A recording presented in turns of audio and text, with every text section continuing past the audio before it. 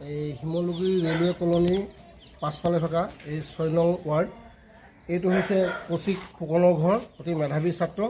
এই মেধাৱী ছাত্ৰজনে CEE ইতিমধ্যে পৰীক্ষাৰ সুখ্যাতিৰে উত্তীৰ্ণ হৈ যোৰহাট ইঞ্জিনিয়াৰিং কলেজত পঢ়িবলৈ সুবিধা পাইছে। মই তেওঁৰ ঘৰটো দেখুৱাবলৈ অনুৰোধ কৰিছোঁ। ইমান এক পৰিৱেশত যি মাকৰ আজি প্ৰায় দুবছৰৰ পূৰ্বে দুৰাৰোগ্য কেঞ্চাৰ ৰোগত পৰলোকপ্ৰাপ্তি ঘটিছে। তৎসত্ত্বেও হায়াৰ ছেকেণ্ডেৰীত ডিষ্টিংশ্যন, মেট্ৰিকতো ডিষ্টিংশ্যন পায়। এইবাৰ CEE সুখ্যাতিৰে উত্তীৰ্ণ হৈ যোৰহাট মেডিকেল কলেজত নামভৰ্তি কৰিবলৈ সুবিধা পাইছে। আহকচোন আমি শিমলুগুৰি ৰেলৱে কলনীৰ পাছফালে থকা 6 নং ৱাৰ্ড শিমলুগুৰি নগৰৰ এগৰাকী কৃতি ছাত্ৰ কৌশিক ফুকন CEE এবাৰ সুখ্যাতিৰে উত্তীৰ্ণ হৈ যোৰহাট ইঞ্জিনিয়াৰিং কলেজত চিট পাবলৈ সক্ষম হৈছে। কি ক'বা, তোমাৰ নামটো কি আছিলে? নমস্কাৰ, মোৰ নাম শ্ৰী কৌশিক ফুকন। তুমি ক'ত পঢ়িছিলা প্ৰথমতে? মই 10ম শ্ৰেণী শংকৰদেৱ শিশু নিকেতন শিমলুগুৰিৰ পৰা পাছ কৰিছিলোঁ। তাৰ পৰা মই হায়াৰ ছেকেণ্ডেৰী ভেট একাডেমী নাজিৰাৰ পৰা পাছ কৰিলোঁ। হয় হয়। এতিয়া তুমি CEE এক্সাম দিছিলা? হয়, মই CEE এবাৰ 2026টো দিছিলোঁ। এতিয়া কেনেকুৱা হ'ল ৰিজাল্ট তোমাৰ? ৰিজাল্ট মোৰ ভালেই হৈছে। মই পোৱা ৰেংকটোত মই যোৰহাট ইঞ্জিনিয়াৰিং কলেজত পাব লাগে। হয় হয়। কেনেকুৱা লাগিছে তোমাৰ? মোৰ ভালেই লাগিছে। মানে এইটো অঞ্চলতো তেনেকৈ কোনো ল'ৰা ছোৱালীয়ে পোৱা নাই? এইটো অঞ্চলত ইমান ল'ৰা ছোৱালীয়ে পোৱা নাই। তোমাৰ আশা আছিলে নি ইঞ্জিনিয়াৰিং পঢ়িম বা তেনেকৈ কিবা লক্ষ্য কেনেকুৱা আছিলে আগতে? মই আগৰ পৰাই ভাবিছিলোঁ বাৰু ইঞ্জিনিয়াৰিঙৰ কথা, আৰু যোৰহাটতে পঢ়িম বুলি ভাবিছিলোঁ। ওচৰো হ'ব আৰু সুবিধা হ'ব, আৰু মই যেনেকৈ ভাবিছিলোঁ তেনেকৈ বাৰু পাইছোঁ। এতিয়া তোমাকতো বিভিন্নজনে সহায় কৰিছে। তোমাৰ মাৰ কিমান দিন হ'ল? তেওঁ 2 বছৰ হ'ল। 2 বছৰ হ'ল? মা ঢুকাইছে বোলে, কিমান দিন হ'ল? প্ৰায় 2 বছৰ হৈছে। এতিয়া দেউতাই কি কৰে? দেউতাই ইয়াতে দিন হাজিৰা কৰে। দিন হাজিৰা কৰে। বাৰু বিভিন্নজনে তোমাক সহায় কৰিছে নিশ্চয় পঢ়াত, নিজৰ চেষ্টাৰ বলত, নহয় জানো? কিবা টিউশ্যন কৰিছিলানে? মই টিউশ্যন তেনেকৈ ফাৰ্ষ্ট ইয়েৰতে 2দিনমান কৰিছিলোঁ। তাৰপৰা ছেকেণ্ড ইয়েৰত মই বিশেষ টিউশ্যন কৰা নাই। তাৰপিছত এই হাইস্কুল 9-10ত? 9-10তো মই এমাহমানহে লৈছিলোঁ, আৰু মেট্ৰিক পৰীক্ষাৰ আগত 2দিনমান লৈছিলোঁ। মানে নিজৰ অধ্যয়ন বল, মানে নিজে চেষ্টা কৰিয়ে বাকীখিনি মই নিজে কৰিছোঁ। আগবাঢ়ি গৈছা, নহয় জানো? ভৱিষ্যত তোমাৰ এতিয়া ইঞ্জিনিয়াৰিং পাছ কৰি যাবলৈ ইচ্ছা আছেগৈ, নহয় জানো? এতিয়া তুমি যোৰহাটতে এডমিশ্যনটো ল'বা। কি ক'বা, কেনেকুৱা লাগিছে আজি তোমাৰ অনুভৱটো কোৱাচোন আকৌ এবাৰ। অনুভৱটো মোৰ ভালেই লাগিছে। মই য'ত পঢ়িম বুলি ভাবিছিলোঁ তাতে মই পাইছোঁ, আৰু এতিয়া সকলো পিনৰ পৰা সুবিধাজনকে আছে, ঠিকে আছে। সেইনিমিত্তে ভালেই লাগিছে। কৃতিত্ব বা তোমাৰ এই সফলতাৰ আঁৰত তুমি কাক দিব বিচাৰা কৃতিত্ব, যে তুমি এনেদৰে সফল কেনেকৈ হ'বলৈ পালা? মই এইখিনি ক্ষেত্ৰত ঘৰৰ মানুহবিলাককো কৃতিত্ব দিম, আৰু ঈশ্বৰৰ মোক সহায় কৰিছিলে। ময়ো পঢ়িছিলোঁ, আৰু সকলো পিনৰ পৰা সকলো দিশে চৌপাশৰ মানুহবিলাকেও মোক যিমান পাৰে সকলো প্ৰকাৰে সহায় কৰিছিলে। সেই নিমিত্তে মই এই কৃতিত্বটো নিজকে মানে অকল নিজেই নলয় সকলোকে দিব বিচাৰিম। মোৰ যিবিলাকে সম্বন্ধীয় মানুহ হওক বা পৰিয়াল হওক বা সকলোকে। বিশেষ পঢ়াৰ ক্ষেত্ৰত অসুবিধা পাইছিলা নেকি? অসুবিধা তেনেকৈ মই পোৱা নাই, মই ঠিকেই পাইছিলোঁ। ফুকনৰ আপুনি এনায়েক, কি ক'ব, কেনেকৈ কষ্ট কৰি পঢ়ুৱাইছিলে আপোনালোকে? কেনেকৈ কষ্ট কৰি পঢ়িছে মানে নিজে কষ্ট কৰি পঢ়িছে, আৰু ঈশ্বৰৰ আশীৰ্বাদ। আৰু দুইটাই এইটো ৰুমতে আমি মাক যোৱাৰ পৰা আগতে মাকৰ লগত আহি পঢ়া মেলা এখন বিচনাতে কৰিছিলে।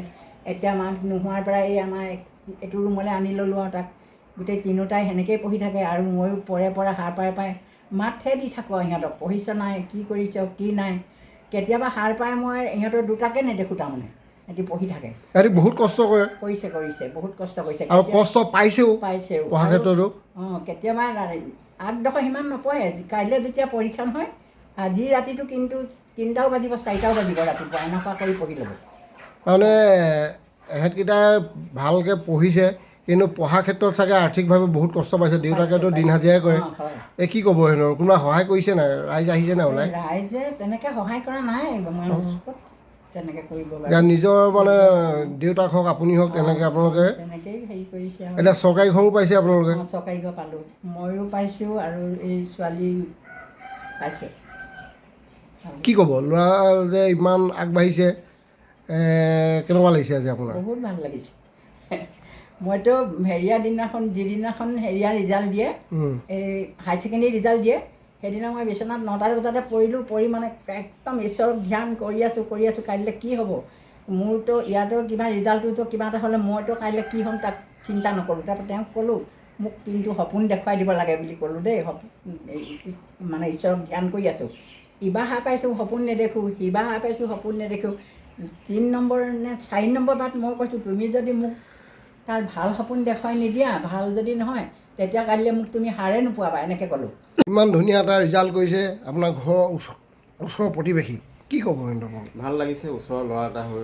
এনে ৰিজাল্ট কৰা মানে দ্বিতীয়তে বহুত কষ্টত পঢ়িছে দেউতাকে হাজিৰা কৰে মোৰ ঘৰতে প্ৰায়ভাগ সি হাজিৰা কৰে গতিকে তাৰ দুখবিলাক আমি জানো যিহেতু ল'ৰাটোৰ মাক কেঞ্চাৰ ৰোগত মৃত্যু হৈছে আমাৰ নৱনিৰ্বাচিত বিধায়ক ময়ূৰ বৰগোহাঁইৰ প্ৰচেষ্টাত অসম চৰকাৰৰ মুখ্যমন্ত্ৰী আঁচনিৰ পৰা কিছু সাহাৰ্য পাইছিলোঁ কিন্তু তথাপিও তেওঁ বচাব পৰা নগ'ল ইয়াৰ পাছতো তেওঁলোক হতাশ নহৈ পিনে পঢ়াৰ ক্ষেত্ৰত লাগি আছে আৰু ল'ৰাটোৱে যিটো নিজৰ ইচ্ছা যি ভাবিছিলে সেইটো পূৰণ হ'ব বুলি মই আশা ৰাখিছোঁ এটা ভৱিষ্যত উজ্জ্বল হওক বুলি মোৰ ফালৰ পৰা আশীৰ্বাদ দিছোঁ এনেই ভাল লাগিছে ল'ৰা যিটো তাৰ পাৰফৰ্মেঞ্চ দেখাইছে সি মোক মই যেনেকৈ দিব লাগিছিলে তেনেকৈ দিব পৰা নাই মানে পিতৃ হৈ পিনি সি এতিয়া তাৰ যিটো ইচ্ছা সেইধৰণে সি কৈছে মোক বোলে মই যোৰহাটতে আগৰ পৰাই কৈ আছিলোঁ যে ইঞ্জিনিয়াৰিং কৰিম বুলি সেইটো কাৰণে ময়ো কৈছোঁ যে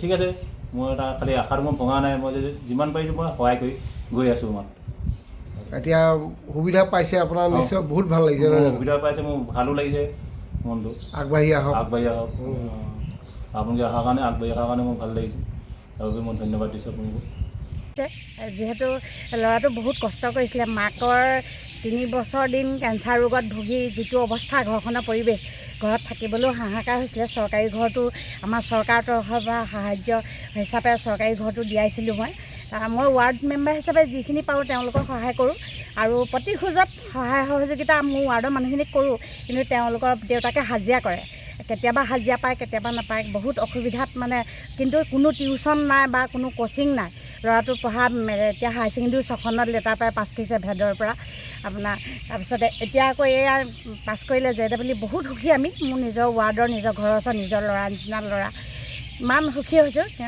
বেয়াও লাগিছে দুখো লাগিছে আনন্দও লাগিছে এনেকুৱা মানে যিহেতু মাক নাইকিয়া ল'ৰা এটা ইমানখিনি আগবাঢ়ি গৈছে আমাৰ নিজৰ ল'ৰা আমাৰ নিজৰ জেগাডোখৰৰ কাৰণেও এটা সুখবৰ আৰু শিমলুগুৰিৰ কাৰণে এটা সুখবৰ যিহেতু বহু ল'ৰা ছোৱালীয়ে কোচিং বা বিভিন্ন ধৰণে টিউশ্যন লৈও সক্ষম নহয় কিন্তু বিনা হেৰিয়ত যে এইখিনি পাইছে আমি বহুত সুখী আৰু ভৱিষ্যত উজ্জ্বল কামনা কৰিছোঁ আৰু যিমান পাৰোঁ আমাৰ পৌৰসভাৰ তৰফৰ পৰা আমাৰ চেয়াৰপাৰ্চন কবিতা মিশ্ৰ আছে তেওঁকো মই জনাইছোঁ সকলোকে জনাইছোঁ আমি যিহেতু নৱনিৰ্বাচিত বিধায়ক তেখেতকো জনামগৈ মই গৈ পিনি যি পাৰে সাহাৰ্য তেওঁ আগবঢ়াব অৱশ্যে পৰিবাৰক কৈছোঁৱে গতিকে যিমান পাৰোঁ আমি চেষ্টা কৰি মই ভাল পাইছোঁ বহুত আনন্দিত হৈছোঁ আমাৰ গৌৰৱ সেয়াই